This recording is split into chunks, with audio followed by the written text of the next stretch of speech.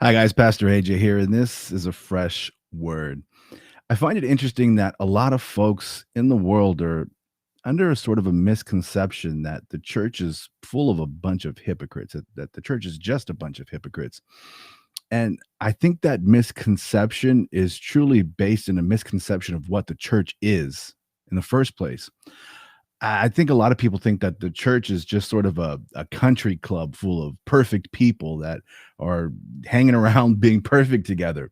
But that couldn't be further from the truth. In fact, in Paul's first letter to Timothy, he said that Christ came to save sinners, and I'm chief among them.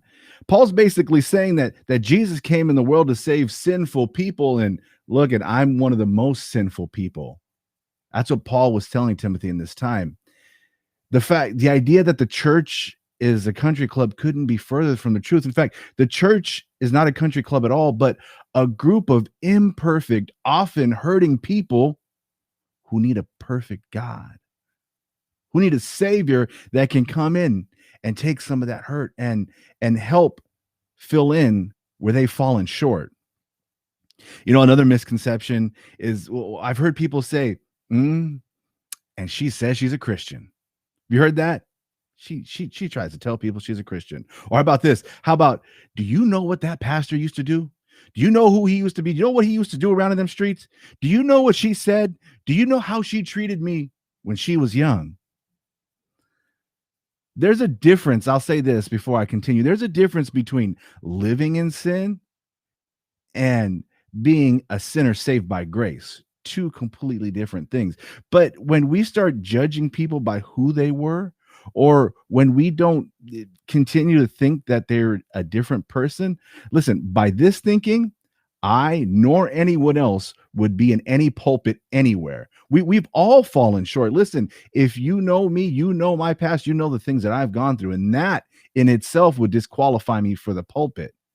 I was walking a path that would have ended straight in hell, but God stepped in. God had a plan. God has a purpose for my life. And Jesus paid the price. Jesus paid the price for all those things that I did that I shouldn't have been doing.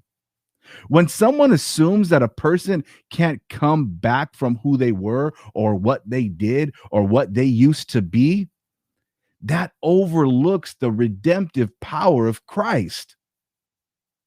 God is in the business of changing lives, of changing hearts, of setting people free. My God, my Jesus sets people free today, and he can set you free. If you don't know Jesus, or if you just want to know more about him, I encourage you to contact me. You can contact me via our website, freshoutpouringchurch.com. You can reach us through Instagram, through Facebook. But one of the most important ways you can contact me is in person. You can join us at Fresh Outpouring Church. Our first service is happening on Easter Sunday, 1:30 p.m. at 22110 Montgomery Street in Hayward.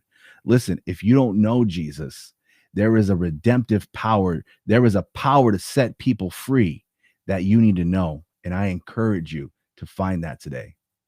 Lord bless you.